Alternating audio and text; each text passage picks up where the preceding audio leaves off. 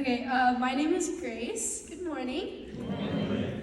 When Uncle Paul asked me to write a paper on God as my father, I honestly didn't really want to. In my defense, I'm a high school student. I just got on summer break. I don't really want another homeschool assignment. But Dad convinced me to try it, and I actually really enjoyed it. So here it is. The problem that I encountered while I was writing this was that I really never thought of God as my father.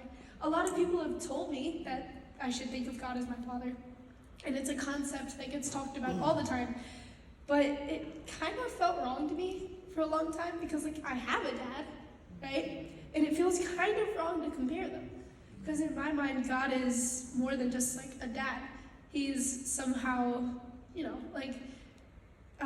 parent, your sibling, your best friend, your soulmate. He's everything that you could ever need. And so it feels kind of wrong to compare the two. But I actually think that the fact that God doesn't fit the pattern in my mind is a nice thing to remember, especially when people don't get me, because I'm kind of a weird person. So specifically for my dad, he tries to understand me, he's awesome, but we just have very different brains. And that's not his fault or my fault, that's just the way God made us.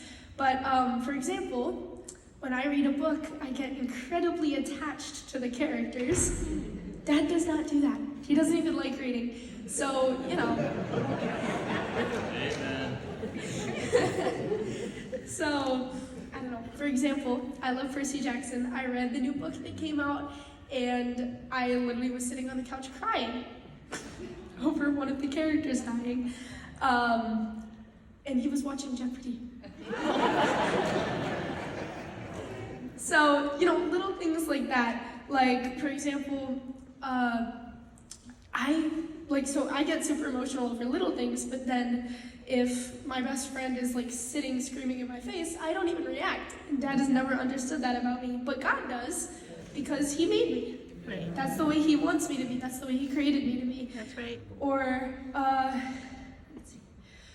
I don't know, if I look at a flower, I'm gonna see art, and Dad's not. He's a very math-based person, he's very down-to-earth, and I sort of have my head in the clouds. I see art in everything, and he just doesn't. And that's okay, because God made us differently. So I think that's just a really good thing to remember for everybody, is when people don't understand us, when we're different, there's one person who's always going to understand us, and that's God. Because he created us, and he made us the way that we're supposed to be. And that gives us the freedom to love people the way he created to, and do what he created us to do without ever worrying about what people think of us, which is way easier said than done. But,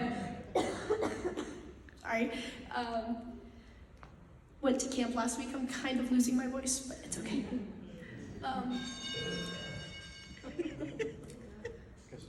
So, the bell doesn't dismiss you, I do.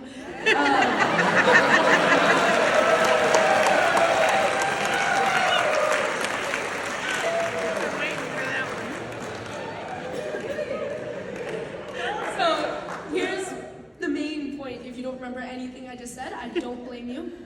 But, pray. Seriously, just pray.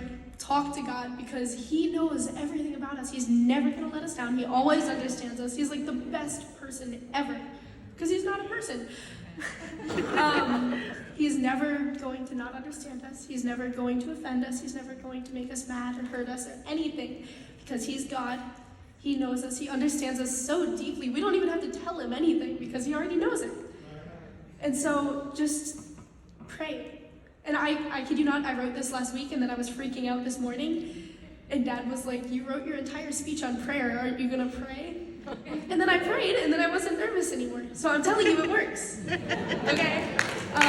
So I'm gonna give the mic back to Uncle Paul, or I'm gonna talk all day. But